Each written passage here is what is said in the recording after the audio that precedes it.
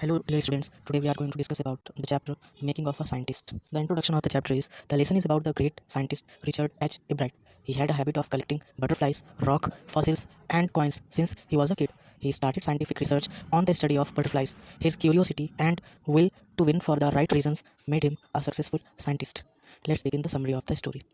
The Making of a Scientist is the incredible story of Richard A. Bright, who was a bright yet curious child from the early years of his life. He was very fond of collecting butterflies, and when he was in the second grade, he had already collected 25 species of butterflies in his hometown. His mother always encouraged him in his efforts and gifted him a book named The Travel of Monarch Pen. The book was a turning point in his life as it opened the world of science to him. It explained how monarch butterflies would migrate to Central America and made him more eager to explore the species. Soon, he participated in the county science fair and understood that he needed to do something exceptional. He continued with his efforts until he made a place for himself in the fair with valid experiments. Later, in his 8th grade project, he tried to discover the disease caused by a virus that nearly killed most of the monarch caterpillars. Every year, Ebright assumed that a beetle might be the carrier of the disease, so he started breeding caterpillars along with beetles. However, he did not get any results from this experiment.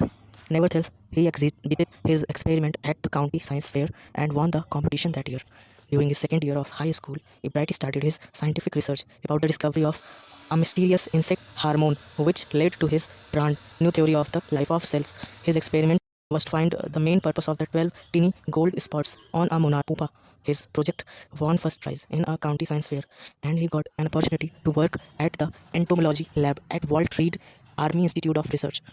As a junior in high school, he went on with his upgraded experiments on the monarch pupa and finally was successful in identifying the chemical structure of hormones. One fine day, while he was checking the X-ray photos of the chemical structure of a hormone, he understood how the cell could read the blueprint of its DNA. Ebright and his roommate in college, James R. Wong, worked day and night and drew pictures and constructed plastic models of molecules to illustrate how DNA works.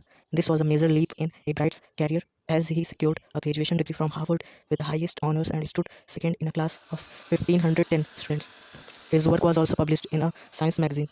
Soon he became a graduate student researcher at Harvard Medical School and started working on other experiments. Richard Ebright was a straight A student in high school. Besides, he took an interest in debate, public speaking, and was also a good canoeist and an all-rounder outdoor person. He always had a competitive nature and zeal to give his best in everything that he put his hands into. Out and out, he had all the key ingredients of a brilliant scientist, starting with a first-rate mind, blended with curiosity and a mix of willpower to win for the right reasons.